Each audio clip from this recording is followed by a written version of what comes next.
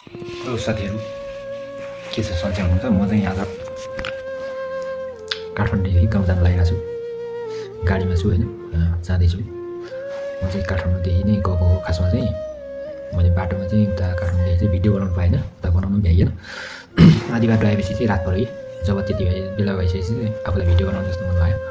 Video बनाएँ होइन, खाना पनि खायो, सुत्यो। हजुरहरूले खाना खानुभयो कि भनौँ। बाटोमा सुख दुःखले जसो सो गरेर आज धेरै कष्टले आएर घरमै बस्न सफल भयौँ साथीहरू।